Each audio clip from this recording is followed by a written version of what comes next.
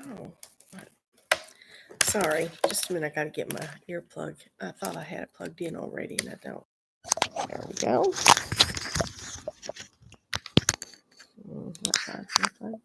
Nope, that's not. Sorry.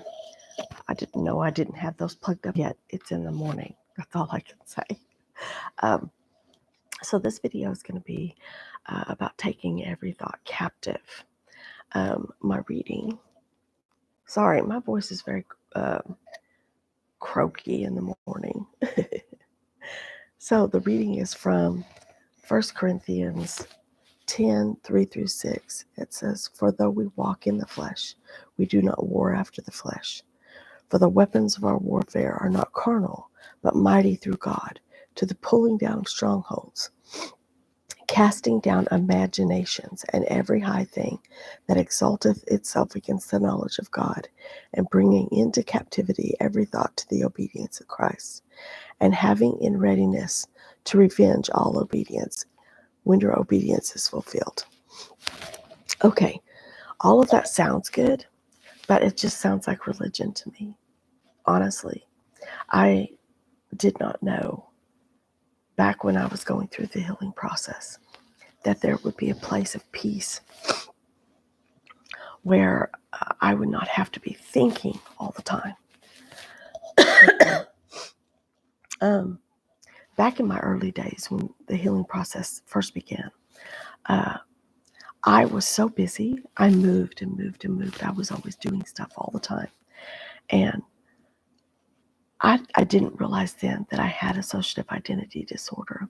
And I didn't understand that the thing that I was avoiding was my thoughts. But it was. It so was. And even after I had gotten to Restoration Village, that's where the real work began. I had all of my personalities had been joined back to me. So it's called integration. All of them had been integrated in me. But I had just a huge amount of healing still left. And I didn't know it. And thank God I didn't. Honestly, if somebody would have said, "Oh, by the way, Trudy, all the crap that was done to you in the first 18 years is going to take 24 years to get over." Wow. I would have said, "Well, you know what? I'm just going to remain messed up." Because it didn't seem fair that I was the one that had to do the work when I didn't do any of the work to get me in the position I was in. And honestly, it isn't fair. That's why I never spin my wheels on the question of, is this fair? No, life isn't fair. Put a stop sign by the road, never step on it again, and go, no, every time. Life is not fair. So basically, you're doing the same type of thing with every thought that is running around in your mind all the time. So what happens, at least wise, this is what happened to me. And you don't hear people talking about this because I really honestly, I've never come in contact with one person who actually had won the battle over their thoughts. And the reason why is because even after you win the battle and there's peace and there's silence, the battle never stops. The enemy, who is fear, remains to be fear. And he is always attacking. Always, always, always. He never stops being who he is, and he's relentless. So we always have to be a soldier, on guard, ready for any weapon that comes against us. And most of the weapons that we have are our own fears. So one of the first things I did to start slowing down my thoughts is I had to find a resting place. Before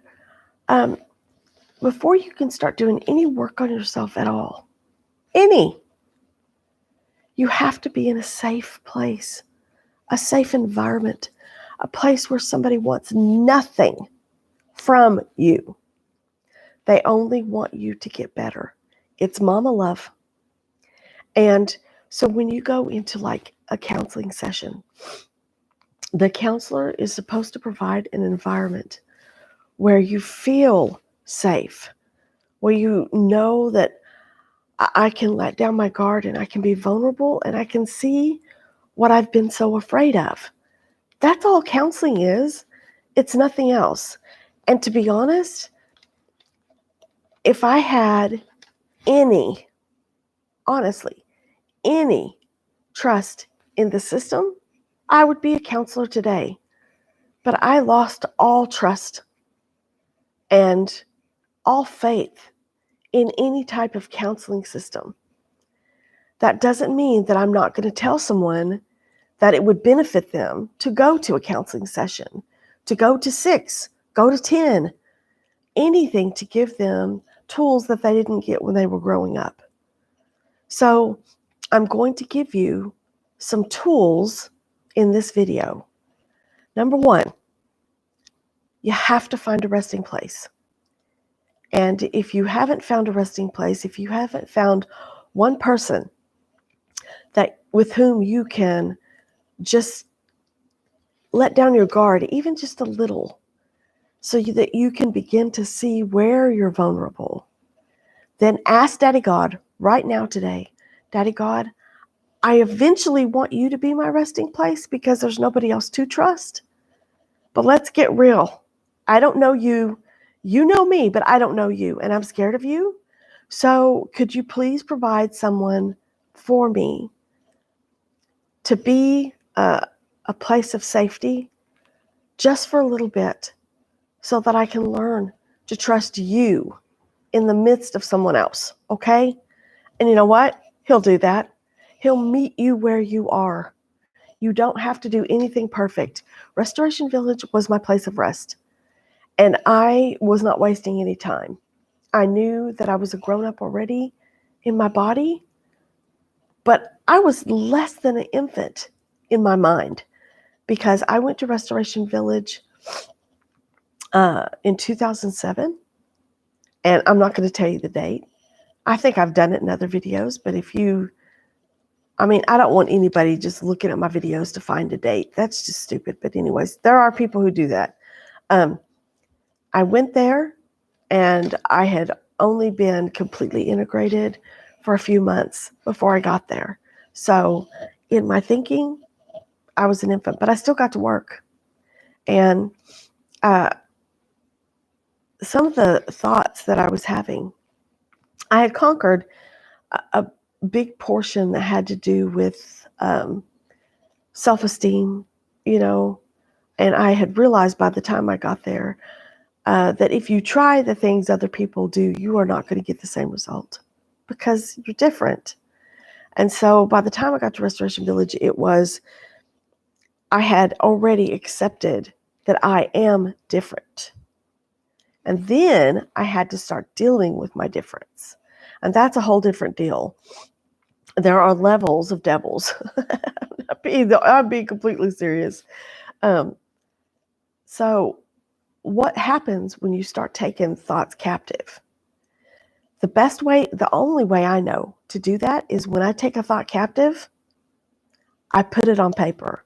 And when I put it on paper, I started writing down every thought, especially the ones that are a broken record in the back of your mind.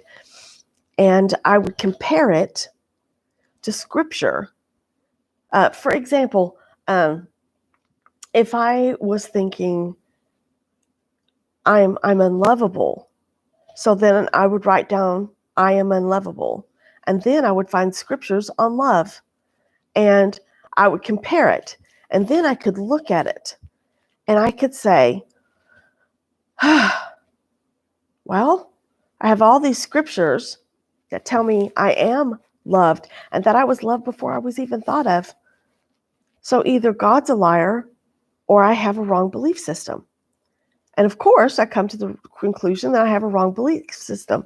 And then I took it to Daddy God and said, I don't know what to do with this. I don't know how to fix this.